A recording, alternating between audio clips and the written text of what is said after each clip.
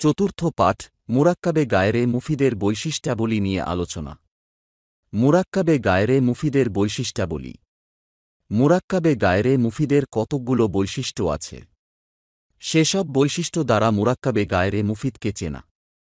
নিম্নে সেসব বৈশিষ্ট্য সম্পর্কে আলোচনা করা হল। ১. মুরাক্কাবে গায়রে মুফিদ সর্বদা বাক্যের অংশ হয়। কখনো তা পূর্ণ বাক্য হতে পারে না। যেমন غلام راشد قائم عند 11 درهما جاء بعلبك।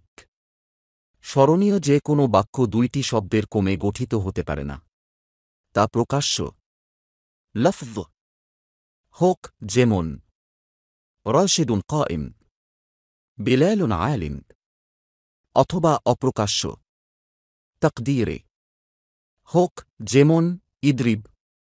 ইহার মধ্যে আন্তা শব্দটি গোপন আছে। দুইয়ের অধিক শব্দ দ্বারাও বাক্য গঠিত হতে পারে, তবে এই আধিক্যের কোনো শেষ নেই।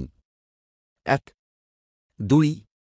স্মরণীয় যে বাক্যের মধ্যে শব্দের সংখ্যা যখন বেশি হয়ে যাবে তখন দেখতে হবে কোনটি ইসম, কোনটি ফেল, কোনটি হরফ, কোনটি মুরাব, কোনটি মাবুনি, কোনটি আমেল, কোনটি মামুল ও সাথে সাথে কালেমাগুলোর সম্পর্ক কি তাও জানতে হবে।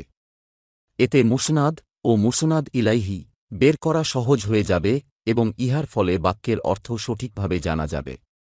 বিশেষ দ্রষ্টব্য ১. বাক্যে কখনো তিনটি কালেমা বা শব্দ হয়। যেমন নাসরা রাশিদুন বিলালান, রাশেদ বেলালকে সাহায্য করেছে। কখনো ৪ কালেমা হয়। যেমন নাসরা রাশিদুন বিলালান নাসরান, রাশেদ বেলালকে সাহায্য করার মতো সাহায্য করেছে। কখনো ৫ কালেমা হয়।